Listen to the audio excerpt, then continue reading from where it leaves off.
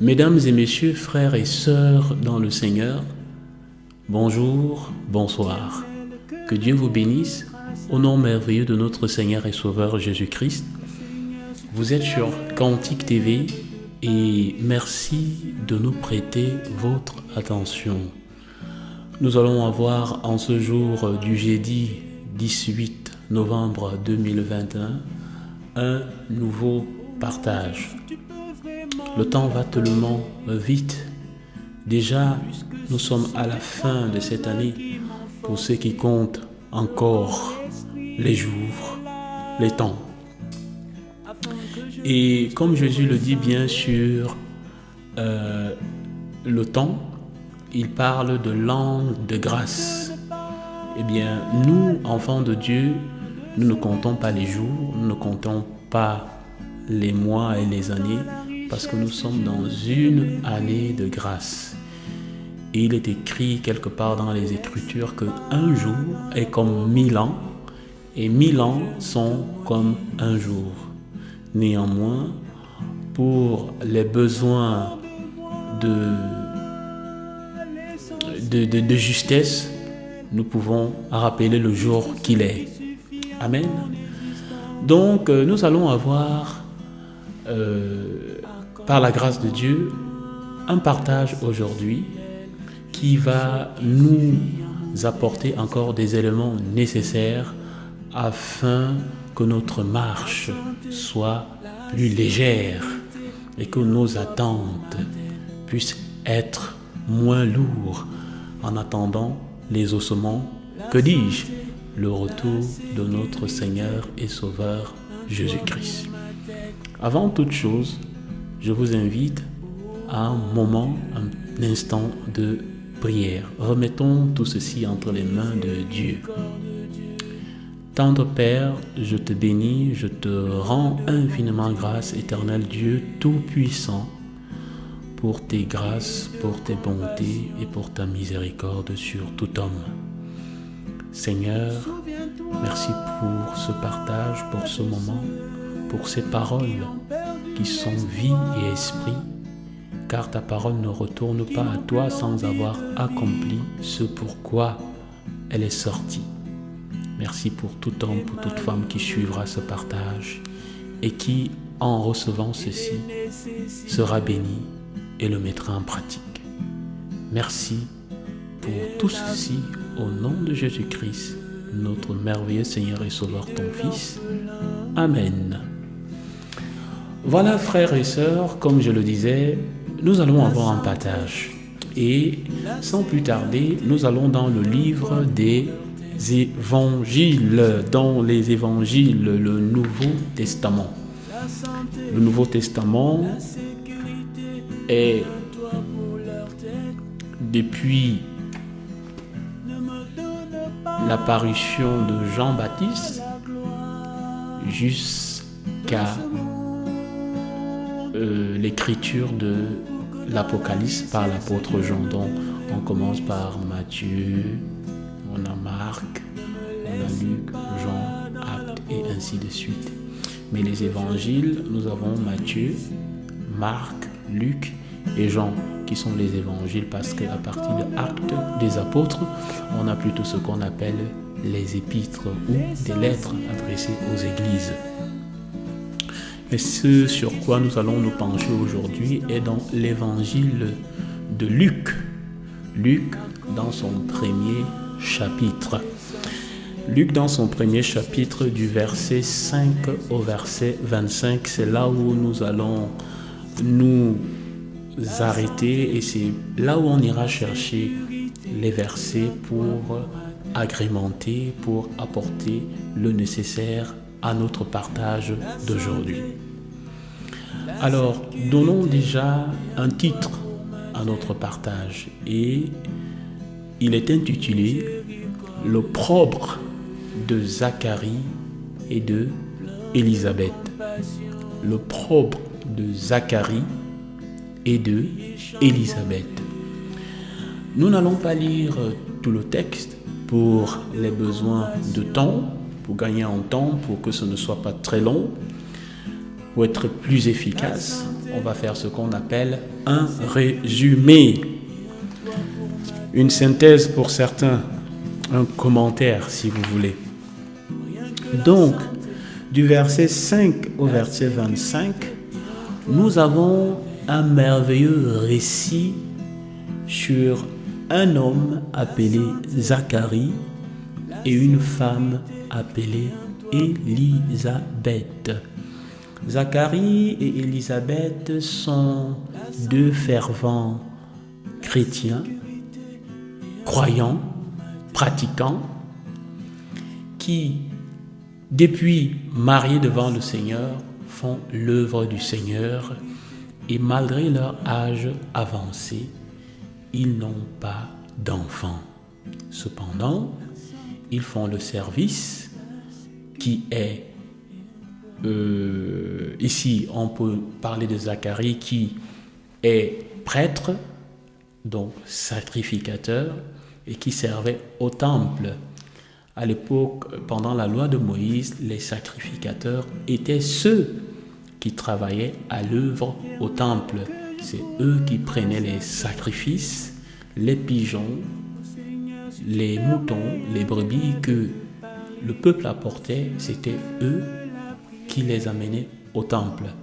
Et Zacharie était l'époux de Élisabeth et tous deux étaient serviteurs devant le Seigneur.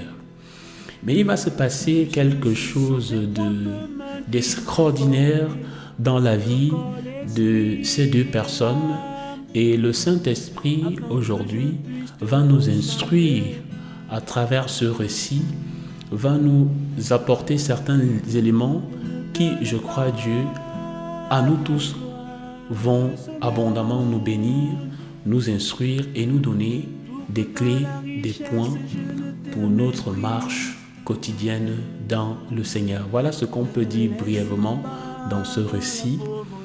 Et on va y aller point par point pour ressortir des éléments, pour les partager avec vous. Et bien sûr, si vous avez un moment, si vous avez un instant, prenez le temps de relire point par point ce chapitre. Il est très bénissant. Il y a beaucoup de promesses qui sont partagées là-dedans. Mais nous nous concentrons du verset 5 au verset 25. Nous avons donc parlé de Zacharie et d'Élisabeth. Voilà. Zacharie et Élisabeth étaient mariés depuis fort longtemps. Depuis fort longtemps, ils étaient mariés. Et ils n'avaient pas d'enfants. Bien que étant chrétiens, bien que étant croyants, ils n'avaient pas un enfant. Alors, nous allons ressortir ici le premier élément de ce partage qui est le propre de Zacharie et d'Élisabeth. Bien. Le premier élément que nous ressortons ici dans ce passage, est que nous voyons que Zacharie et Élisabeth sont unis dans leur marche quotidienne et la Bible déclare qu'ils étaient irréprochables en faisant leur service devant le Seigneur. Zacharie était avancé en âge. Et nous savons qu'à l'époque de l'Ancien Testament, on se mariait très tôt. Et malgré qu'ils attendaient un enfant, ils servaient le Seigneur d'un commun accord. Ils n'avaient pas relâché devant le Seigneur. Ils étaient toujours en commun accord. Lisons un peu le verset 5 de ce passage. Le verset 5 nous dit: du temps d'Hérode, roi de Judée, il y avait un sacrificateur nommé Zacharie, nous l'avons dit, de la classe d'Abia. Sa femme était d'entre les filles d'Aaron et s'appelait Élisabeth. Tous deux étaient justes devant Dieu, observant d'une manière irréprochable tous les commandements et toutes les ordonnances du Seigneur. Amen. Ils étaient donc irréprochables. Rien ne paraissait qu'ils étaient dans le besoin d'un enfant. Il fallait les approcher pour se rendre compte que à ce couple, il leur manquait un enfant. Mais dans l'œuvre du Seigneur, dans leur vie, ils étaient irréprochables. Qu'est-ce que cela nous apporte ici? Quand nous vivons en couple, pour ceux qui sont en couple, et que nous sommes dans un besoin, il est important d'être en commun accord, d'être unis dans l'œuvre que nous faisons devant le Seigneur. Parce que à cela, Dieu nous bénit. Dieu trouve que nous sommes tellement abandonnés à lui et que autour de nous, ce qui se passe ne nous intéresse pas. Nous voyons que Zacharie n'a pas arrêté de servir Dieu depuis sa jeunesse jusqu'à sa vieillesse, n'ayant pas un enfant. Nous voyons que Élisabeth non plus n'a pas abandonné, n'est pas retournée chez ses parents, ou vice-versa. Ils étaient comment? Assidus et faisaient l'œuvre de Dieu d'une manière irréprochable. De même, en tant que mariés devant le Seigneur, nous devons, quand nous sommes dans la patience, dans l'attente d'un exaucement, cela ne doit pas empiéter notre marche dans le Seigneur. Quelle que fût l'attente, quelle que fût la difficulté, il est important que nous soyons en commun accord. C'est donc le premier point qui ressort au travers de ce passage qui nous montre que Zacharie et Élisabeth étaient unis d'un commun accord et faisaient leur service devant le Seigneur d'une manière irréprochable. Amen. Poursuivons. Dans ce récit également, on peut ressortir un second point qui est, nous pouvons voir que, on l'a déjà dit, Zacharie n'était pas jeune, mais il était avancé en âge. Et Élisabeth était stérile. C'est pour cela que le titre de notre passage porte le nom de « Au propre ». Elle n'était plus jeune, Zacharie n'était plus jeune. Et vous savez que dans les traditions orientales, et même africaines, peut-être moins en Occident, dans les pays du Sud, quand vous épousez une femme et que celle-ci ne fait pas d'enfant, c'est une catastrophe. Le couple vit sur une pression intense tant qu'il n'y a pas d'enfant. Et si au bout de 1 an de mariage, 2 ans de mariage, 3 ans de mariage, 4 ans, 5 ans, ainsi de suite, l'enfant ne vient pas. Moi, je parle même de 5 ans. Au bout d'1 an, on va commencer à te demander, c'est d'abord toi, on va te demander, est-ce que tu as un problème? Après, on va demander, est-ce que c'est ta femme qui a un problème? Et ça sera un harcèlement quotidien. Zacharie et Élisabeth n'étaient pas en reste. Des petits noms s'étaient glissés. Et vous pouvez le lire si vous lisez tout le chapitre. Il y avait un petit nom par lequel on appelait Élisabeth, c'était la stérile. Comment est-ce qu'on le sait? Si vous lisez le chapitre, vous allez le voir. Je ne vous révèle pas, mais allez chercher. C'est un ange qui révèle cela à Marie dans le même chapitre. L'ange dit à Marie, celle qu'on appelle la stérile est dans son 5e mois de grossesse. Donc, c'était une honte, un opprobre que Élisabeth vivait. Et qui puisait, son mari était quoi? Sacrificateur. Un sacrificateur, on l'a dit plus haut, était celui qui apportait les parfums à l'autel. C'est lui qui offrait les parfums à l'autel. Et cette année-là, Zacharie avait été choisi par le tirage au sort d'aller présenter les parfums à l'autel.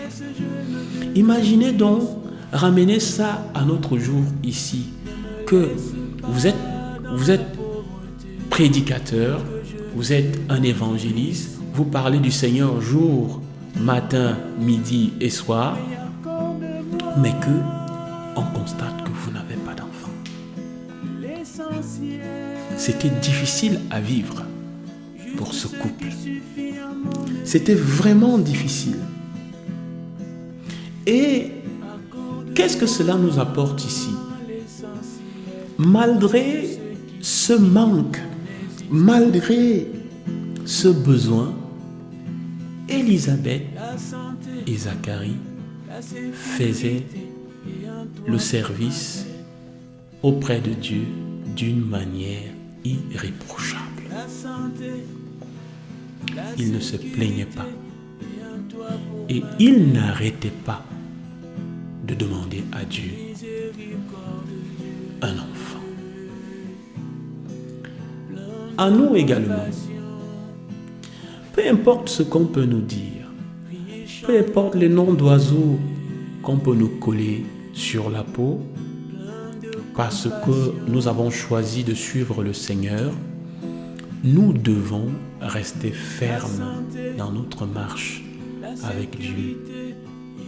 Parce que Dieu est Dieu.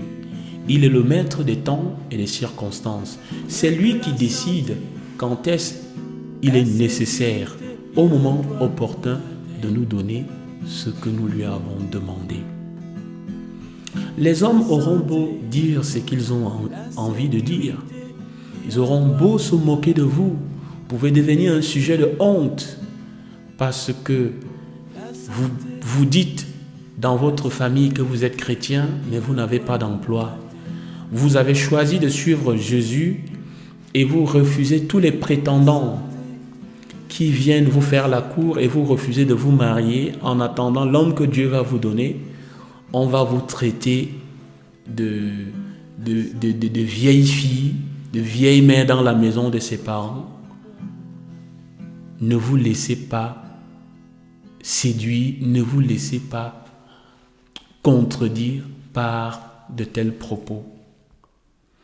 Vous attendez une résolution, vous êtes à l'attente d'un exaucement. L'ennemi passera toujours par certaines personnes pour vous dire certaines choses qui vont vous ébranler. Mais restez ferme dans votre choix, restez ferme dans la marche avec le Seigneur. Parce que Dieu sait quand est-ce qu'il va vous bénir. Peut-être même ça peut être le même cas que vous attendez un enfant depuis avec votre mari. Et que dans le Seigneur, vous êtes patiente. Et qu'un jour, quelqu'un peut vous envoyer une parole, regarde-moi celle-là, entre autres, celle-là qui ne fait pas d'enfant. C'est pour vous choquer, c'est pour vous blesser, c'est pour que vous abandonniez, mais n'abandonnez pas, restez ferme dans le Seigneur. C'est ça qui est important. Alors passons au troisième point que ce passage nous révèle également. Il est dit que cette année-là, je l'ai dit tantôt, Zacharie avait été choisi pour apporter les parfums dans le temple, dans le sanctuaire. C'est un sanctuaire que Moïse, au travers la traversée du désert, a reçu les instructions de bâtir un tabernacle où le peuple devait aller faire des sacrifices. et une institution avait été mise en place par Moïse selon les instructions de Dieu pour que chaque année, il y a le grand sacrifice. Donc, le sacrificateur entrait dans le Saint des Saints une fois par an pour offrir les sacrifices. C'est pour cela que la Bible dit Jésus-Christ est sacrificateur selon l'ordre de Melchisédek. Il est entré une seule fois pour toutes. C'est pour cela que également vous allez constater que quand Jésus-Christ rend l'âme au mont Golgotha, le voile du temple dans le sanctuaire, le voile qui séparait le Saint des Saints va comment se séparer. Ça pourrait être l'objet d'une autre étude. Cependant, restons sur Zacharie pour dire que Zacharie donc avait été choisi. C'était quelque chose de très sérieux parce que à l'époque, quand ces choses étaient encore en vigueur, aujourd'hui, nous n'avons plus besoin de pratiquer ces choses-là. Nous n'avons plus besoin d'autel. Nous avons un seul autel aujourd'hui et c'est Jésus-Christ qui est notre autel. C'est Jésus-Christ notre sacrificateur. Selon l'ordre de Melchisédek, il est monté au ciel, il est assis à la droite de Dieu et c'est par lui que nous passons pour atteindre le Père. Il continue à faire donc son œuvre là-bas auprès de Dieu pour nous. C'est pour vous dire qu'aujourd'hui, le sanctuaire ou l'autel n'a plus de place. Mais c'était en attendant que les choses puissent se mettre en place. C'était l'ombre des choses à venir, comme dit les Écritures. Alors Zacharie est choisi. Il rentre dans le Saint des Saints et tout le peuple est dehors et attend. Et on ne le voit pas venir. Mais il va se passer quelque chose. Un ange va apparaître à Zacharie. Un ange va apparaître à Zacharie et nous pouvons le lire au verset 11. Qu'est-ce que nous dit le verset 11? Il est écrit, je lis dans la Bible, il est écrit, verset 11, Luc chapitre 5, Luc chapitre 1, verset 11, il est écrit. Alors, commençons par le verset 10 plutôt, ça peut mieux nous donner la compréhension. Toute la multitude du peuple était dehors en prière à l'heure du parfum. Alors un ange du Seigneur apparut à Zacharie et se tint debout à droite de l'autel des parfums. Verset 12, Zacharie fut troublé en le voyant et la frayeur s'empara de lui. Verset 13a, il est écrit. L'ange lui dit, ne trompe point Zacharie car ta prière a été exaucée. Ta femme Élisabeth il est écrit, ta femme Élisabeth t'enfantera un fils et tu lui donneras le nom de Jean. Mais il va se passer une chose, Zacharie va douter. Zacharie va douter.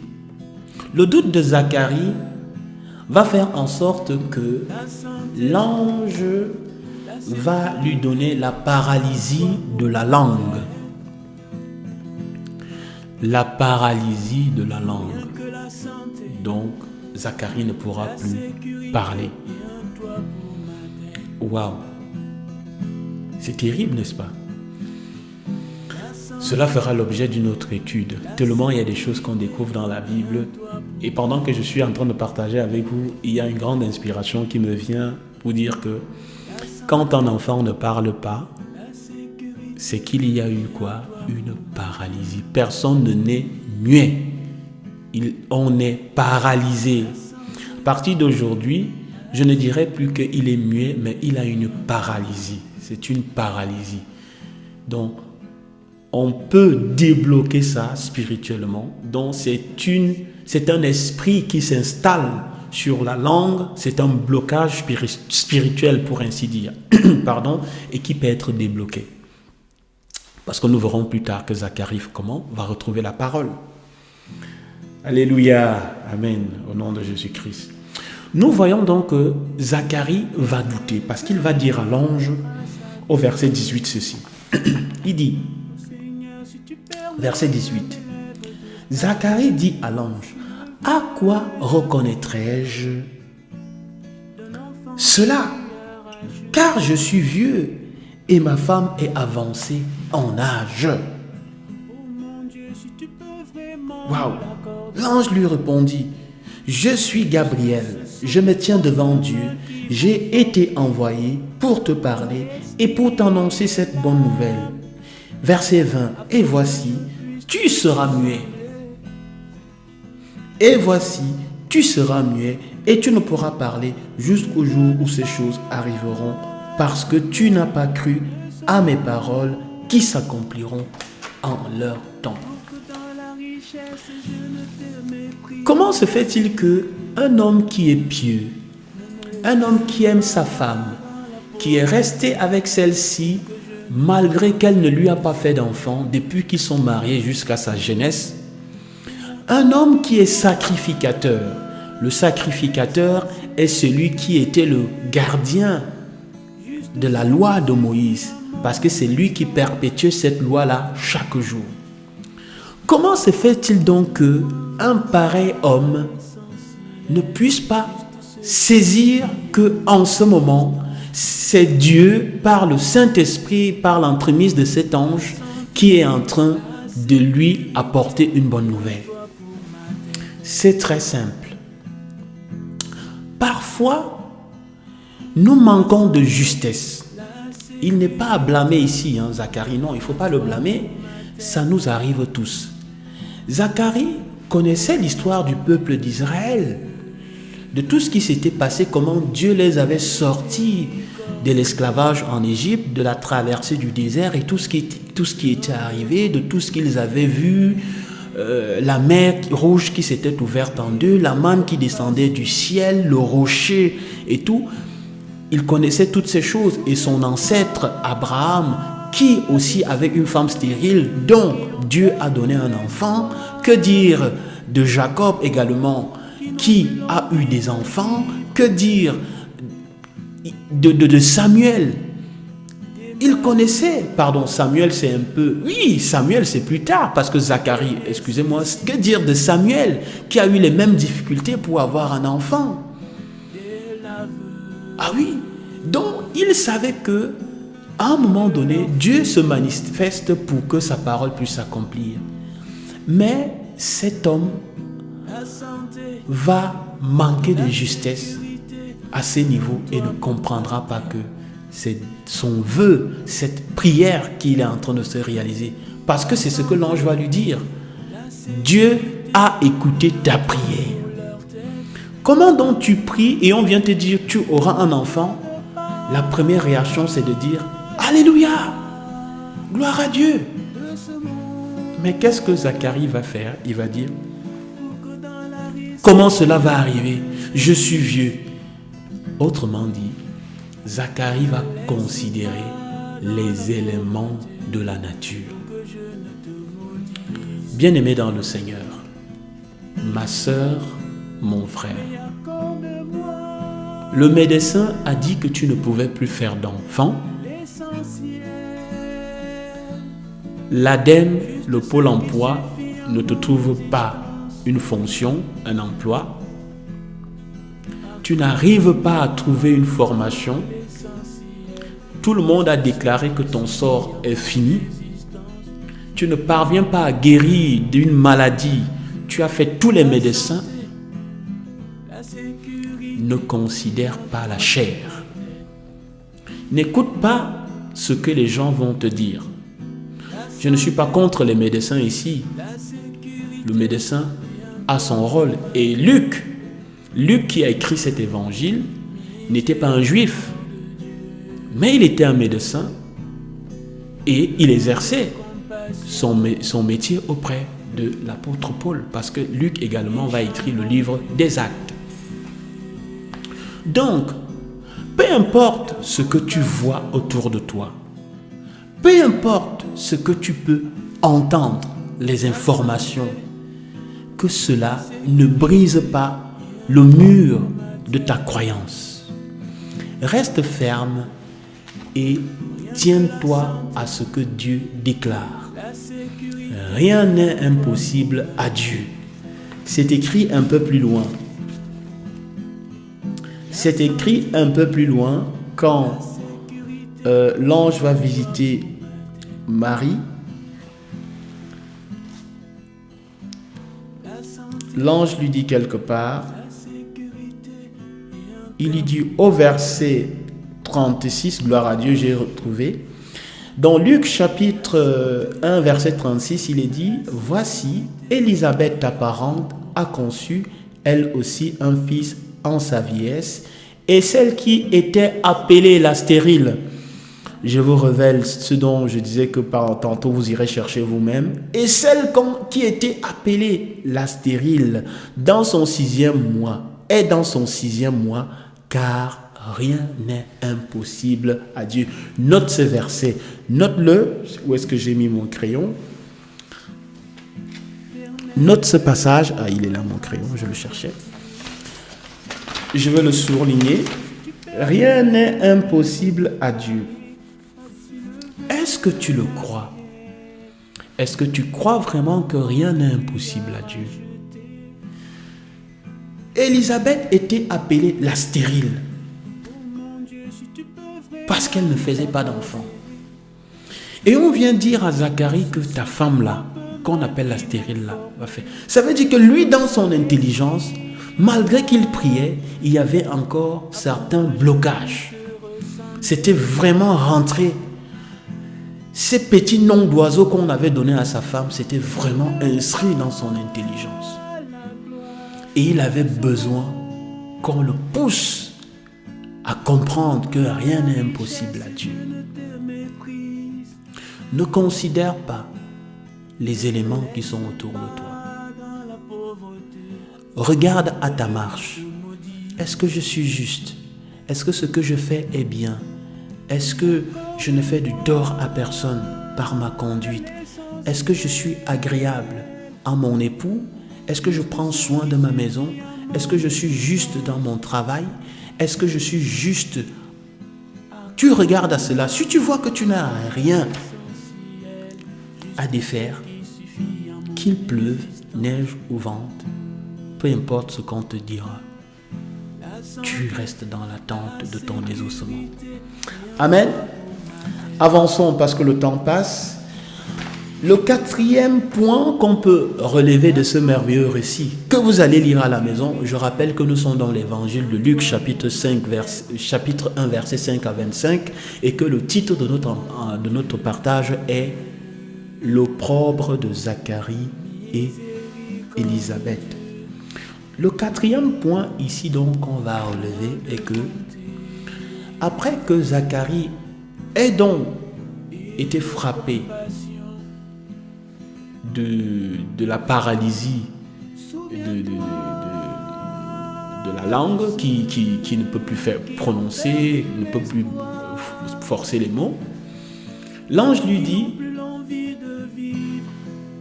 toutefois, cette parole va s'accomplir. Et Dieu qui n'est pas un menteur va réaliser ce miracle dans la vie de Zacharie et d'Élisabeth. Et Élisabeth va tomber enceinte. On va dire quelque chose de merveilleux qui est contraire à ce que nous voyons de nos jours. Vous allez comprendre pourquoi. Élisabeth va manifester une attitude d'humilité incroyable. Allons le lire dans le verset 24, nous sommes déjà à la fin, au verset 24, il est écrit, Luc chapitre 1, verset 24, il est écrit, je lis dans ma Bible et vous aussi vous vérifiez dans la vôtre si c'est juste ce que je lis. Il est dit, quelque temps après, alléluia, Élisabeth, la femme de Zacharie, sa femme, devint enceinte. Elle alla sur les places publiques le crier, ouh, je suis enceinte. Si c'est ce qui est écrit dans votre Bible, ce n'est pas vrai. Regardez une attitude d'humilité qu'Élisabeth va faire. Une femme qui se marie jeune, parce qu'à cette époque, on se fiançait, on se mariait très jeune, et on grandissait, on vieillissait avec son mari. De sa jeunesse jusqu'à sa vieillesse, n'a pas eu d'enfant. Et dans sa vieillesse, dans son âge avancé, Dieu va lui donner l'opportunité de connaître les joies de l'enfantement. La suite du verset dit, elle se cacha pendant 5 mois. Elle se cacha pendant 5 mois. Elle n'est pas allée sur les places publiques chanter à tout vent. Voilà, vous vous êtes moqué de moi, vous m'avez donné tous les noms. Regardez, voici ça. Regardez, je suis maintenant enceinte. Elle n'a pas fait ça. Qu'est-ce qu'elle a fait? Elle s'est cachée en disant, c'est une grâce que le Seigneur m'a fait. C'est une grâce que le Seigneur m'a fait. Ma sœur, mon frère, tu es dans l'attente de l'exaucement de ton besoin. Et si Dieu t'exauce, reste humble, ne va pas le chanter sur les toits. Aujourd'hui, on assiste. Une femme est enceinte. Le premier jour de sa grossesse, elle a déjà publié sur Facebook. Eh oui, pardon. Elle a publié ça sur Facebook. Visite chez le médecin, le sexe de l'enfant, l'échographie, les photos de l'accouchement, c'est versé sur Internet. Où est l'humilité? Et même si tu le fais sans envie de te faire voir, autour de nous, il y a des hommes qui ne sont pas sérieux, il y a des personnes qui ne sont pas sérieuses. Quand Dieu t'a béni, tu prends ce que Dieu t'a donné, tu le gardes avec humilité. Voici ce que Élisabeth nous enseigne ici. Après avoir passé toute sa vie jusqu'à sa vieillesse sans enfant, après avoir essuyé toutes les moqueries, après avoir reçu les petits noms de stériles, Dieu va les exaucer. Et qu'est-ce qu'elle va faire? C'est une grâce que Dieu m'a fait. Elle se dissimule, elle ne le montre pas.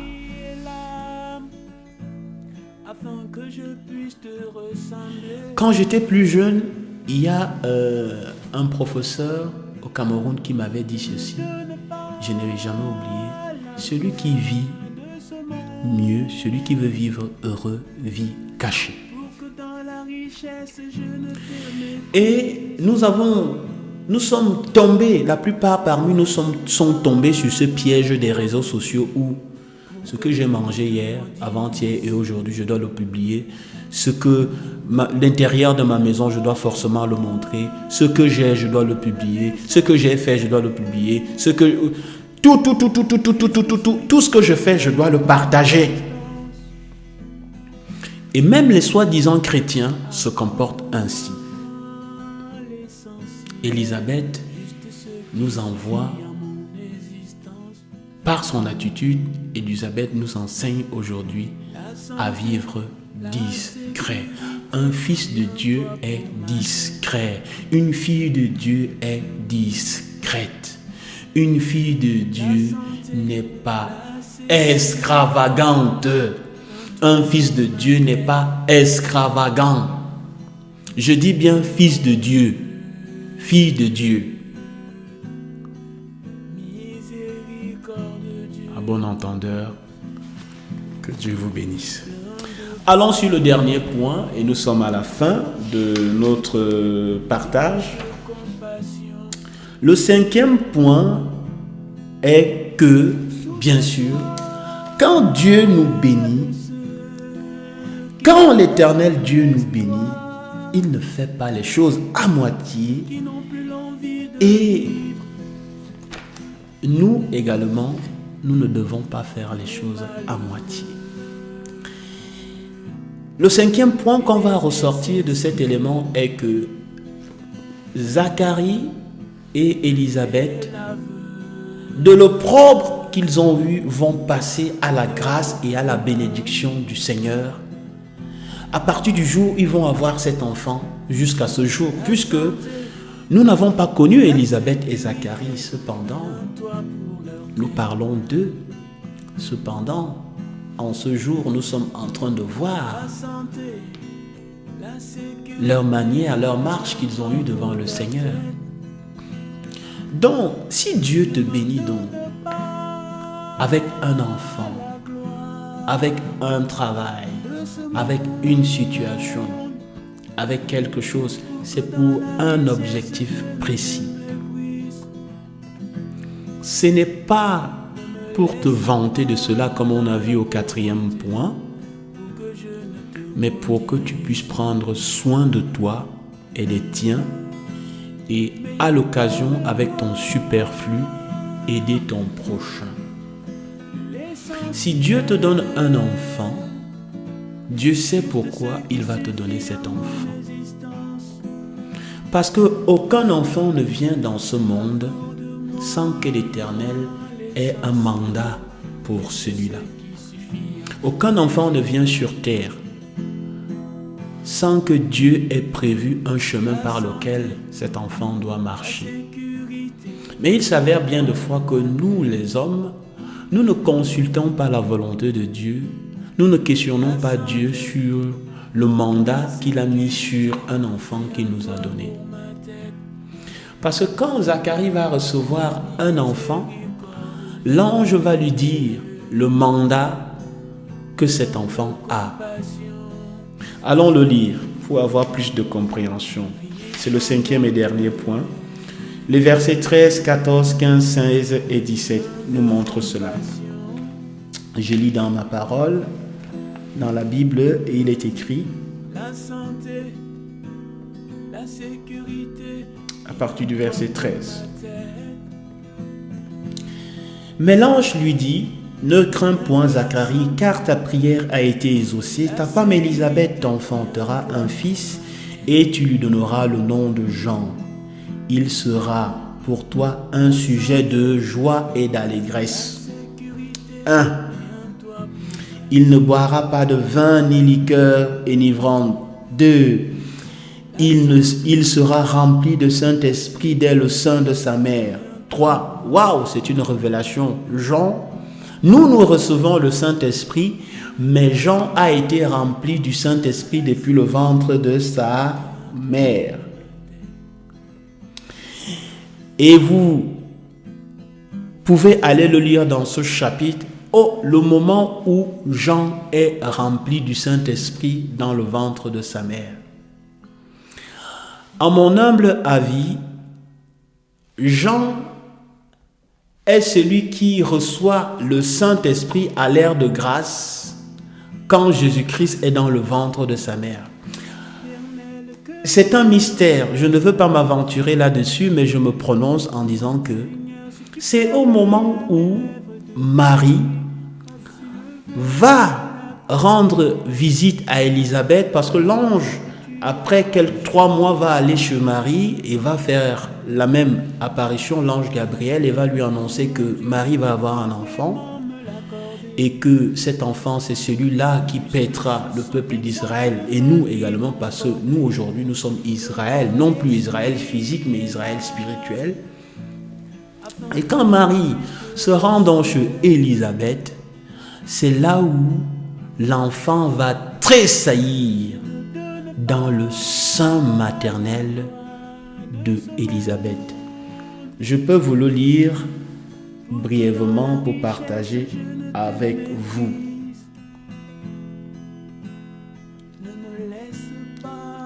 Alors, il est écrit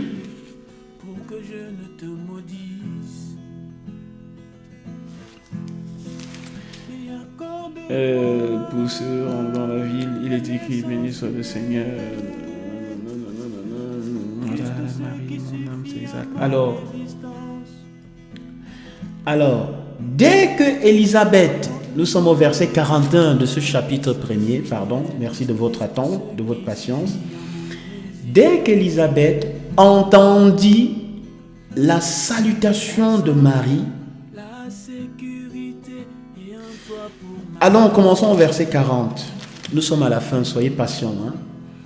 Elle entra dans la maison de Zacharie et salua Élisabeth. Verset 41. Dès qu'Élisabeth entendit la salutation de Marie, son enfant tressaillit dans son sein, et elle fut remplie du Saint-Esprit. Mesdames et messieurs, frères et sœurs dans le Seigneur, la Bible est d'une exactitude incroyable. L'enfant est dans le sein de sa mère.